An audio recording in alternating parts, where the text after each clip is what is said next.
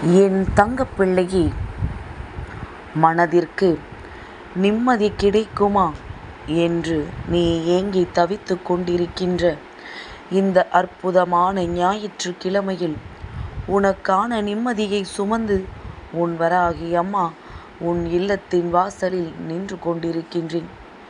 என் குழந்தை, நிம்மதி கிடைத்தால் வேண்டாம் என்று சொல்லிவிடுவாயா என்ன? நிச்சயமாக இன்று இந்த தாயானவளை நீ உள்ளே அழைப்பாய் என்ற நம்பிக்கையில் அம்மா வந்திருக்கின்றேன். என் தங்கமே, யார் என்ன சொல்கிறார்கள் என்று பார்ப்பதை விட சொல்கின்றவர் யார் என்பதை நீ ஒரு நிமிடம் சிந்தித்து பார்த்தால் யாருடைய வார்த்தைகளும் ஒருபொழுதும் உன்னை காயப்படுத்தாது. நல்லவனை வீழ்த்துவதற்கு தரம் குறைந்தவர்கள் தங்களினுடைய கையில் எடுக்கின்ற மிக பெரிய ஆயுதம் என்ன தெரியுமா? பொய்யான விமர்சனங்களும் தரம் குறைந்த புரளியும் தான். உண்மையான விமர்சனங்களாகவே இருந்தாலுமே அதை அடுத்தவர் மனது நோகும்படி செய்யக்கூடியவர்கள் அவர்கள் நிச்சயமாக தரம் குறைந்தவர்கள் என்பதில் எந்த ஒரு மாற்று கருத்தும் கிடையாது. என் தங்கமே, அதனால்தான் உன் தாயானவள் என்றென்றைக்கும் உன்னோடு பேசும் பொழுது சொல்லிக் கொண்டிருக்கின்ற மிக முக்கியமான விஷயம், எந்த ஒரு சூழ்நிலையிலும் யார் பேச்சுக்கும் செவி சாய்த்து விடாதே என்று. என் தங்கமே, போலியானவர்கள் இங்கே மலிவாக கிடைப்பதனால் உண்மையான அன்பிற்கு மதிப்பு இங்கே நிறைய பேருக்கு தெரியாமல் போய்விட்டது.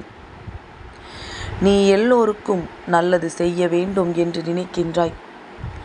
யார் வாழ்க்கையிலும் யாரும் ஏமாந்து போய்விடக்கூடாது என்று நினைக்கின்றாய். ஆனால் அந்த ஏமாற்றத்தை நீ சந்திக்கின்றாய். அந்த அவமானத்தையும் துரோகத்தையும் நீ அதிகமாக சந்திக்கின்றாய். நீ அப்பொழுது நினைப்பாயல்லவா, என்ன இது, மற்றவர்களுக்கு நல்லது நினைக்கின்ற நமக்கு மட்டும் ஏன் இத்தனை கெடுதல் நடக்கின்றது என்று. என் தங்கமே, அவையெல்லாம் ஒரு நொடியில் மாறும். அந்த ஒரு நொடி எப்பொழுது என்பது உன் வராகி எனக்கு மட்டும்தான் தெரியும். என் தங்கமே, தகுதிகள் இங்கு சிறைப்பட்டு கிடந்து விட்டால் உண்மையாகவே திறமைகளுக்கு மதிப்பிருக்காது. இங்கு திறமையை வைத்து யாரும் முன்னேறி வர நினைப்பது இல்லை. குறுக்கு வழியில் எப்படி முன்னேறி வெளியே வர வேண்டும் என்றுதான் யோசிக்கின்றார்கள். என் தங்கமே, எந்த ஒரு விஷயத்தையுமே தன்னிடம் இருக்கின்ற பொழுது அதை பாதுகாப்பதற்கு தவறியவர்கள் அந்த விஷயத்தை இழந்த பிறகு அதை நினைத்து வருந்துவதற்கும் அழுவதற்கும் தகுதியற்றவர்கள். அம்மா சொல்வது உனக்கு புரிகின்றதா? எது உன் கையில் அற்புதமான விஷயமாக கிடைத்தாலும் அதை பத்திரமாக பார்த்து கொள்ள வேண்டும். அந்த நேரத்தில் அதை பற்றி பெரிதாக கணக்கில் கொள்ளாமல் விட்டுவிட்டு அதன் பிறகு ஐயோ அம்மா என்று நீ அலறி துடித்தால் நிச்சயமாக அது உன்னுடைய தவறுக்கு கிடைத்த பரிசு என்பதை நீ புரிந்து கொள்ள வேண்டும்.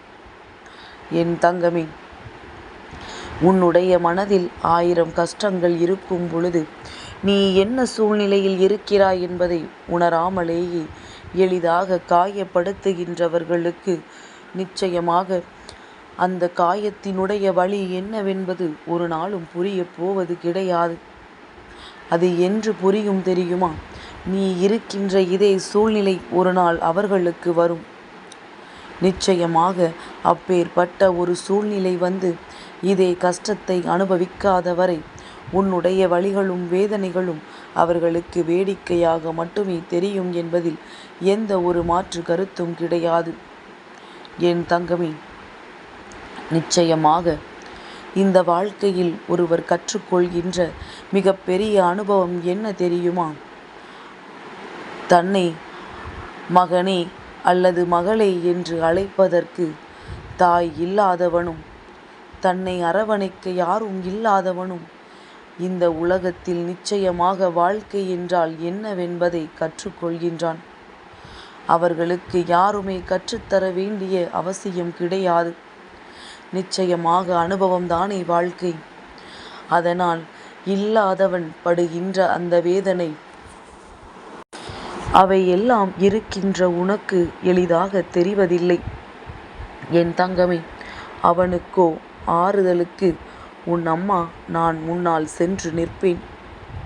என் பிள்ளை, நீயோ தன் கையில் தன்னை அரவணைக்க தாயும் தந்தையும் இருந்துவிட்ட பிறகும் அவர்களை வேதனைப்படுத்தக்கூடாது என்றுதான் அம்மா சொல்கின்றேன்.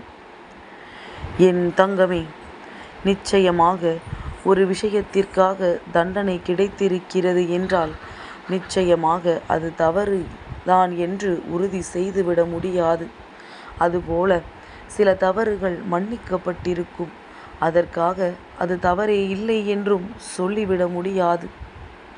அது சரி என்று ஒரு நாளும் வாதிட முடியாது. என் தங்கமே, இங்கு செய்யாத தவறுக்கு தண்டனையும் செய்த தவறுக்கு மன்னிப்பும் எளிதாக கிடைத்து விடுகின்றது. அதைத்தான் உன் அம்மா நான் சொல்கின்றேன். என் குழந்தையே, அனைத்தையும் அழகாக மாற்றுவது உன்னுடைய அந்த அன்பான மனது.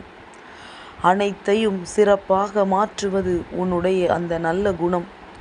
வாழ்க்கையில் எது கிடைத்தாலும் அதை தனக்கு ஏற்றாற் போல வடிவமைத்து கொள்ளக்கூடிய பக்குவம் உனக்கு நிச்சயமாக இருக்கின்றது. அந்த பக்குவத்தை ஒரு நாளும் நீ விட்டு விடாதே. என் தங்கமே, நீ பேசினால் யார் கேட்பார்களோ அவர்களிடத்தில் மட்டும் நீ சொல். அதே நேரத்தில் சொன்னால் என்னவெல்லாம் உனக்கு பதில் கொடுப்பார்களோ என் குழந்தையே, அவர்களிடம் மட்டும் நட்புறவை ஒரு நாளும் நீ துண்டித்து விடாதே. என் தங்கமே, நான் எதற்காக இன்று இந்த விஷயத்தை சொல்கிறேன் தெரியுமா?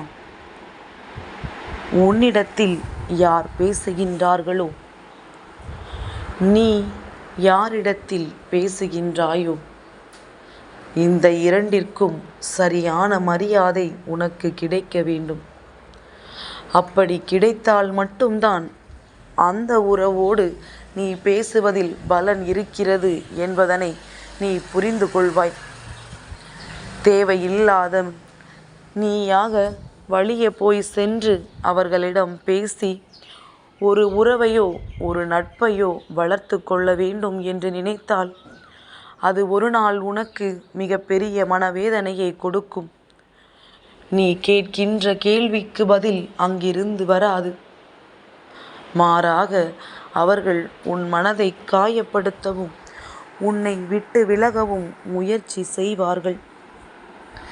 என் தங்கமே, நிச்சயமாக நீ இந்த நாளில் உன் மனதில் புரிந்து கொள்ள வேண்டிய அதிமுக்கியமான விஷயம், இந்த உலகத்தில் 90% பேர், ஏன் அதற்கு மேலும் கூட சுயநலவாதிகள்தான். ஒரு 9% பேர் துரோகியாக இருக்கின்றார்கள். மிச்சம் இருக்கின்ற இந்த 1% தான் நல்லவர்கள் ஒளிந்து கிடக்கின்றார்கள். இதில் நல்லவர்கள் யார் என்று தெரிந்து நீதான் பார்த்து பழக வேண்டும்.